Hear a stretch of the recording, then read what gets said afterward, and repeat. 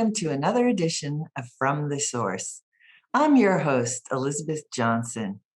Today, I have the opportunity and the great pleasure to speak with Jen DeSena.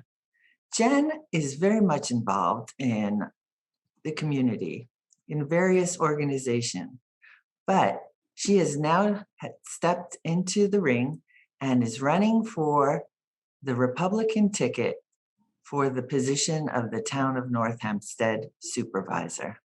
Welcome, Jen. How are you? Thank you, Elizabeth. It's so nice to be with you. So, this is a big step.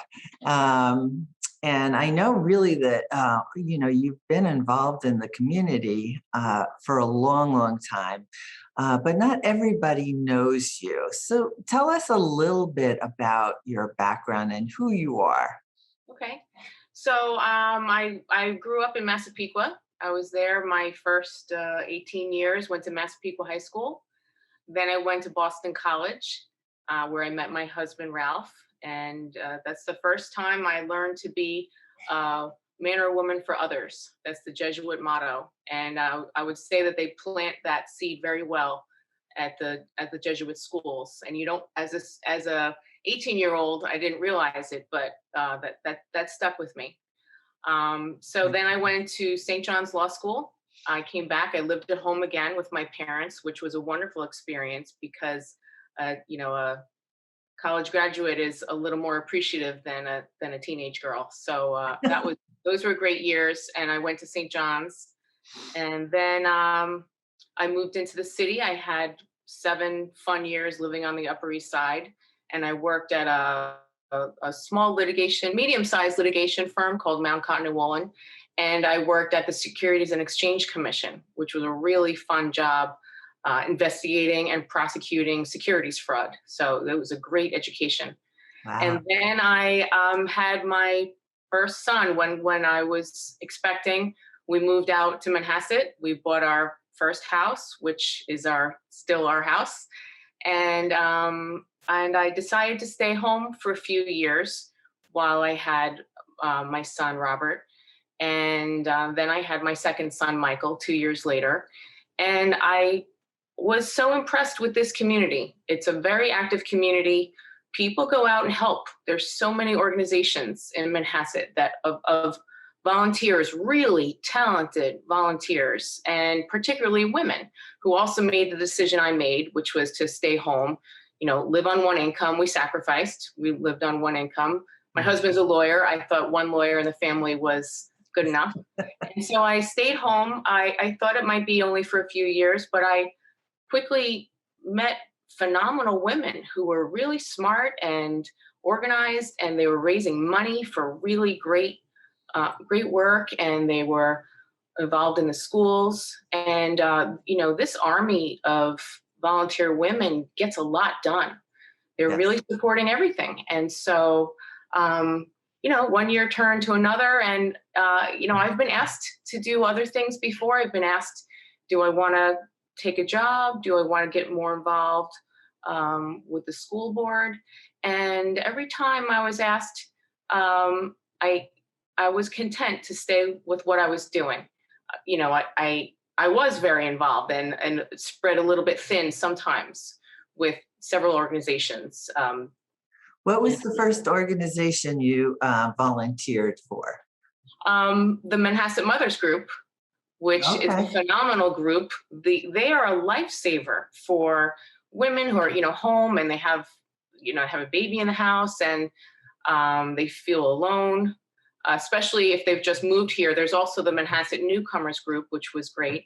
And so, this was our social life for our kids. We had play groups, parties, holiday parties. So I got involved in planning events, couples events, and a lot of them were for charities. We raised money for a certain cause, but mostly they were just for supporting each other and socializing and providing a fun activity for our kids.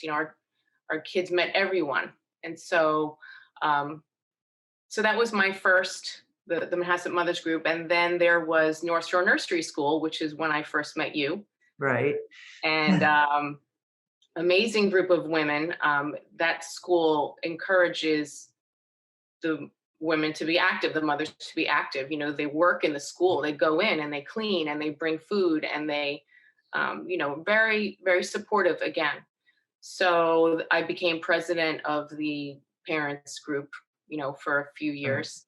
And, then it was on to Muncie Park and the SCA, which is what we call our PTA. Right. And, boy, they do a lot. And so a lot of organization, a lot of support. I mean, it's a great school district and it's a great life for our kids, but that's because the SCA raises money tirelessly and brings in, supplemental speakers and, really, does a lot to enrich what the school district offers. Absolutely. Yeah. That's, your foundation is absolutely right. I know that from North Shore Nursery School, they actually groom the Yes. future of the school district with the mothers through that cooperative. But after uh, your kids moved on to middle school, you were asked to lead CASA Yes. and Manhasset CASA. And well, first tell us a little bit about what CASA is. I know most people, there's many CASAs out there and that they're not all the same. Mhm. So if you could just speak a little bit about that and why you decided to take this challenge, because that was even more challenging. Was.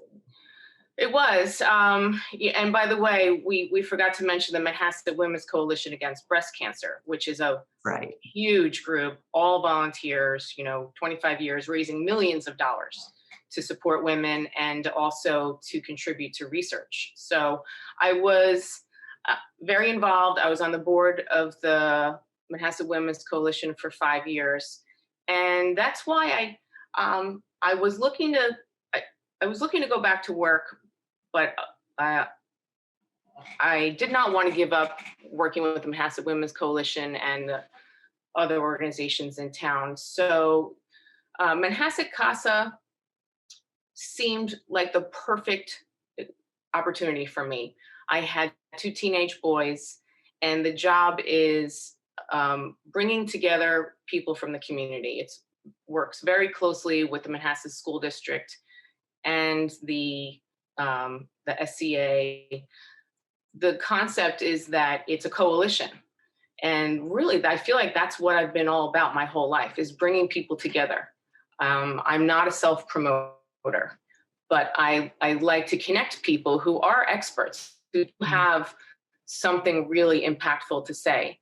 So, so it's about empowering our children and our parents to say, delay the use of alcohol and drugs and nicotine, because every bit of delaying means more brain formation, more self confidence, more self esteem that these children will take with them when times get harder in high school and then when they go to college. You know, parents want to be their child's friend and they want their children to be popular, but sometimes what they really want for their child is sort of put in the wrong direction. We can make our kids feel safer by putting boundaries around them. They have to know that we have their back and that we think they can do this without alcohol. I think giving the message to your teenager that they're more fun after they've been drinking is dangerous, and it doesn't help them. We all doubt ourselves, and we need to learn the tools that will make us stronger. Alcohol is not going to make us stronger. Um, you No, know, they're just so good. fatter. Yeah, yeah.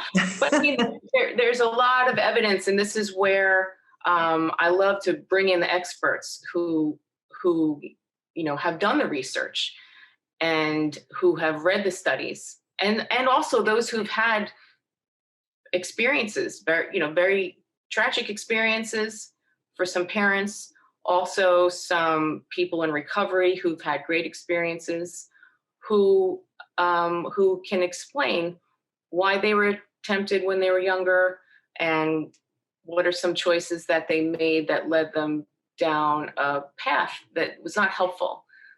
Basically, if you don't get help for your worries, your anxiety, whatever it is, and we all have something.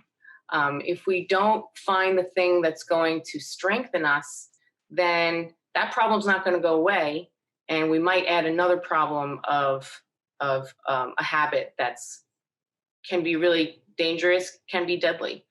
And it's not only about addiction; it's about other mistakes. We still have a driving under the influence problem in our country, and we have a lot of really preventable deaths in our country. So a lot of what CASA does is prevention, and what we say is, a dollar spent on prevention will save $7 in costs, of treatment, of lost opportunity, of you know incarceration, medical expenses.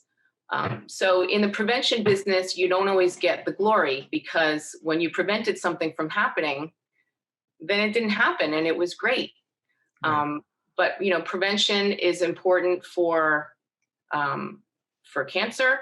It's important for mental health. It's important for substance use, for being healthy. So we're just it's we I really want it to be a positive message that this is not judgment. We all make mistakes, but we need to empower our children and ourselves to make positive choices. The organization originally was a standalone, and then it got incorporated into the SCA, and then it lost its funding from the federal government. How did you handle and overcome these challenges in order for it to be continue to be a viable program for the Manhasset? I know a lot of communities have reached out to you because they wanted to put together such a program, and you faced all of these challenges, and you're still here. Yes. So they're really partnerships, and our biggest partner for a long time and still to this day has been the Manhasset School District, which makes sense. That's the way to reach the community. You do it through the students, through clubs and speakers in the school, and you reach the parents through community events. So they've helped from the beginning, and they're still helping in a tremendous way. Some partly financial, and partly just with all their support, their computer support, having an office inside the school, promotion. So that partnership has not ended. It's only gotten stronger. And during the pandemic, they have really taken on more counseling and wellness programs. So, because unfortunately, as CASA, we couldn't even go into the building. We're visitors, so we can't even be in the building during this COVID crisis. So the SCA is still a huge partner. They have not been able to fundraise as much during the pandemic, so financially they've had to cut back a little bit. But they've been our partner for a long time, and they still help so much with the program selection, with knowing what do our parents need to hear, what do we think would work for which age, and obviously the promotion of the events. So now, as far as the federal government, that grant, that was a DFC grant, and many coalitions want this grant. It was always supposed to end. It was a coalition builder. So we had it for 5 years, then a second 5 years, but you can't get it again, because you are expected to build up your partnerships in the community, and each partner starts to take on some of the tasks. So that we are still continuing. We actually had a great meeting yesterday, which I'm glad you were able to attend.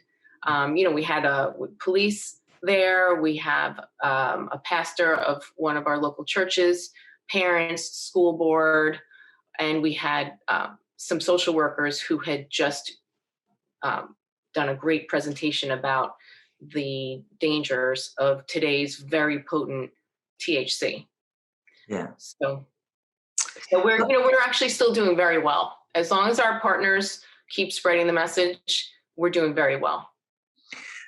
Well, you came out as a community leader, especially during an event that occurred a couple of years ago, and it made such a big impact that the chain of events didn't occur. And that was when MedMen, which is a distributor of medical marijuana, was wanting to relocate onto Northern Boulevard in Manhasset, where a former furniture store was. Their claim was it would be more accessible to their customers and clientele, and massive revolt from the community occurred, and they asked you to step up and advocate the position of Manhasset. Talk to me a little bit about that time and what happened. It was amazing, and the people who discovered that this was about to happen were the Chinese American Association of North Hempstead. Those parents heard about this application that had been submitted to the BZA, and they immediately reserved the park at Mary Jane Davies Green for a rally only 4 days later. So they reserved it, and they started handing out flyers about the rally, and then they came to me and they said, would you help? We need your help with facts, with statistics, and with your presence in the community, even some language. So I was really flattered and humbled and glad that they asked. And so I spoke at the rally, and we had several meetings at the library. It was an amazing collaboration, and we pulled in other people. A lot of people from the community joined together, and it was a great example because some people said, "You'll never stop them. You can't do it. This is happening." And we have doctors. We have a lot of doctors here who spoke up. They were glad that they were asked, and they spoke up. And we went to town hall. We wrote emails. We went to meetings, and the town board did a wonderful job of drafting zoning restrictions so that a medical dispensary would not be located right in the middle of our homes and schools, and so that we would not sell retail marijuana. So it was a great triumph of community people coming together for a common goal. Now, I know that during this time that you also enlisted the aid of the local supervisor in order to, motivate people to kind of get up in arms against this. How's your relationship with the current supervisor who will be? Go ahead. It's great. I mean, I was so excited at what they had done and what we had done together that I actually reached out to Supervisor Bosworth, and I said, "Is there a place for me in town hall? Are there jobs? I have a legal background." That was the most amazing thing, and I would like to serve. I'm really motivated to serve the community. And we met. We had a great conversation. I didn't end up finding anything in town hall at that time. Right. Right. But I think that Supervisor Bosworth has done a very good job of listening, and she has us on a good track. We have this AAA municipal bond ratings. So um, Well, I've enjoyed working with Supervisor Bosworth. one of the things that I think is very interesting about your candidacy is that originally, from when you signed up with your driver's license, probably you were listed as a Republican, but you had switched over to become a Democrat. Why was that? Mhm. So, Well, people always can vote their conscience. I mean, right, that's their privacy. You vote privately. So, joining a party, it's the way our state is set up. To be able to participate in a primary or even to sign a ballot for a candidate, you have to be registered with either the Democratic Party or the Republican Party. So right, we don't have open primaries. Um, both parties, there's so much that's similar. I think that there's been so much focus, especially on the national level, on things that are divisive. And when I ultimately switched last year, I thought it was very important that the Democrats choose a good candidate. And so, if New York were going to have the opportunity to choose, frankly, we didn't because it was decided by the time it was New York's turn. But if we were going to have a chance to choose, I wanted to have a say in that. I wanted to be a part of that. mm, So, but I think that Democrat and Republican, these can be labels that can be more divisive and not really mean anything about what a person wants or values. one of the things that I know that you haven't spoken about yet is your participation in the civics of the area, and you're a member of the Greater Council. Talk to us about, why that's important to you. Sure, I've been involved in North Strathmore for a long time. I've been president of the North Strathmore Women's Club, and that really sort of morphed into just being a board member of the North Strathmore Civic Association. So we have these meetings once a month of the Greater Civic Association, and it's important for us to be aware of what's going on. So I actually attend also as CASA. So I'm the CASA member of the Greater Civic Association and North Strathmore. Sometimes we have other people from North Strathmore join as well. So these meetings we But talk about. the Greater Council is much more than just North Strathmore. Yes, It's yes, all of the different civic associations from the area. yes. Okay. Yes. So, we hear what's going on in the different neighborhoods. Even if it's not in your neighborhood, it can affect your life. I mean, what's going on over at King Cullen, what's affecting the Terrace Manor neighborhood. It's important that we all know about it. And, we speak with our council person, who now is Veronica Lurvy, about things we're concerned about. So that's an amazing group of people who have been working for a long time to try and get some positive changes on Plandome Road and in the larger Manhasset community. Do you feel I mean, I know that whenever an issue comes up, whether it's, a certain type of retail store, which is not conducive to the community, that has impact in the way things are rolling out in Manhasset? Yeah, and people. I will always hope that people will speak up. This is part of what the Greater Civic Association does, is just to encourage people to reach out, talk to their representatives, tell them what they expect from their local government. Now, recently we had the situation where 7-Eleven applied to open on Plandome Road. Now, a lot of people talk lightheartedly about how they love Slurpees, and sure. But from my point of view, I walk on that sidewalk every day. I've walked on that sidewalk Right. almost every day for 20 years. And that seemed to me to be a very dangerous situation to have parking in the front of the store. The other stores on Plaindome Road don't have parking in the front.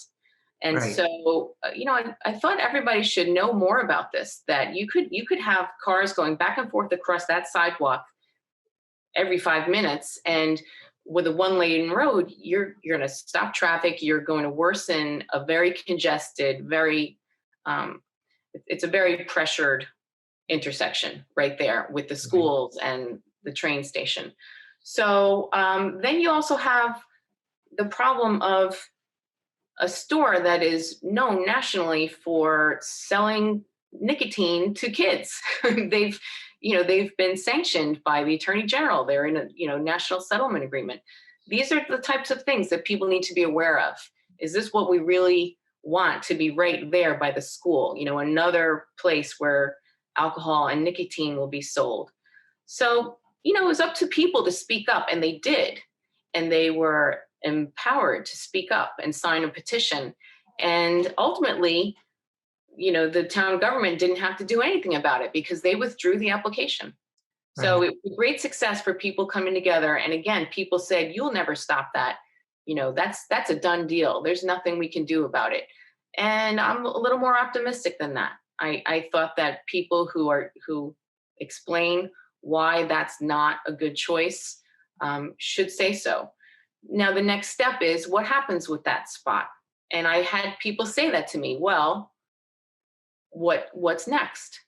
And that type of question is one of the reasons I'm running. Because yes, we need to plan what's next. We need to pay attention to that. How do we attract a business that will enhance our main road, our main street, that will be a nice destination for our kids and our families? How do we attract that? Why are there so many empty stores? And what can we do to be more attractive to business? So I right now don't have all those answers, but people have good ideas, and I've been hearing them. And I think that we need to listen to community leaders, to people who attend the greater civic associations. I've heard great ideas on that call, which used to be an in-person meeting, and hopefully will be again soon. Right. But there are great ideas. And so I was asked to run, and I want to be somebody who listens to all the ideas and who continues to empower the community and encourage them to speak up about what they want for their homes, their hometown. This is, we all support each other. Right. Do you have, if someone wants to support you, do you have an email or website set up yet, or is it under construction? It's in the works. It's in the works. The first step right now is getting the signatures. This was announced last week, and I've had so many people reaching out who want to talk to me, tell me their experiences. And, I have a lot of people to meet. I need to get around to the other communities who all have their unique problems and concerns, and hear, what do you think? What do the community leaders think? And what are your ideas? And make sure that we are open to everyone's ideas, to all the experts. Well, I wish you the best of luck in this candidacy. I think you're an excellent candidate. Thank you. Definitely have the background for it. And I hope that you'll come on the show again. I look forward to it. I hope I will. Thank you so much. Definitely will, and I look forward to it. Thank you so much for joining me today. Okay, thank you.